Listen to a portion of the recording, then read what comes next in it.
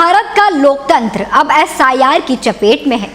क्या चुनाव आयोग की निष्पक्षता पर उठ रहे सवाल राजनीति की नई जंग का केंद्र बन चुके हैं। बिहार से उठी राहुल गांधी की मतदान अधिकार यात्रा से ही देश की सियासत में तूफान आ गया है।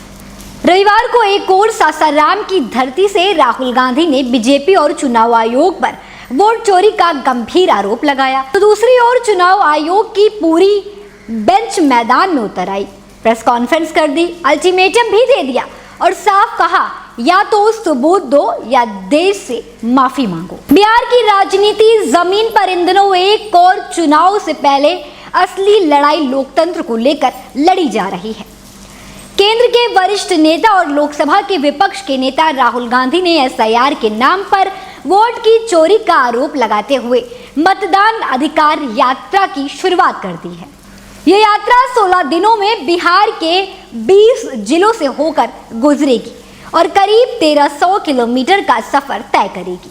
शुरुआत सासाराम से हुई, जिनमें लालू यादव, तेजस्वी यादव सहित विपक्ष के कई नेता शामिल हुए। इस यात्रा को विपक्ष की लोकतांत्रिक चेतना की लड़ाई बताया जा रहा है, लेकिन उसी दिन यानी रविवार को चुनाव आयोग की पूरी बेंच ने प्रेस कॉन्फ्रेंस कर राहुल गांधी के आरोपों को बिना नाम लिए पूरी तरह खारिज कर दिया और कहा कि राहुल गांधी या तो हल्फनामा दाखिल करें या देश से माफी मांगे 7 दिनों के भीतर। दोस्तों, राहुल गांधी का दावा है कि कर्नाटक के महादेवपुरा लोकसभा क्षेत्र में 1 लाख से अधिक डुप्लीकेट और अवैध वोटर रजिस्टर है। उन्होंने चुनाव आयोग पर आरोप लगाया कि डुप्लीकेट वोटर एंट्री की गई, एक ही पते पर दर्जनों लोग पंजीकृत हैं, एक ही व्यक्ति ने 2 बार वोट डाला, सीसीटीवी फुटेज मिटाई गई। वहीं चुनाव आयोग ने इन सभी दावों को बिना प्रमाण बताया है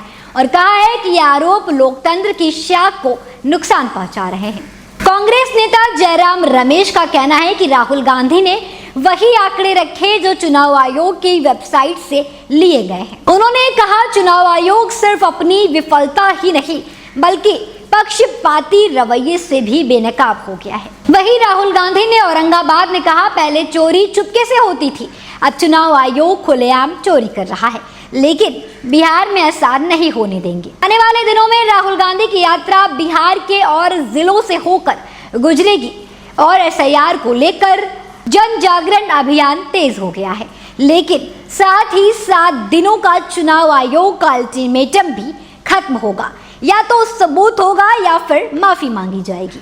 दोस्तों, इससे पहले कि मामला कोर्ट या जनता की अदालत में जाए, दोनों पक्ष अपनी अपनी तैयारियों में जुटे हुए हैं। क्या राहुल गांधी की वोट यात्रा मिशन लोकतंत्र की रक्षा का बिगुल बजाएगी या राजनीतिक दांव है सिर्फ? क्या चुनाव आयोग की निष्पक्षता पर सवाल वाजिब है या सिर्फ एक चुनावी रणनीति है?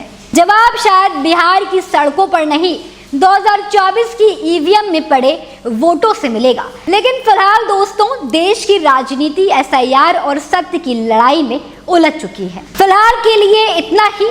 आप देखते रहिए द इंडिया लाइव, जहां हम आपको दिखाते हैं सिर्फ सच्ची और साफ खबरें।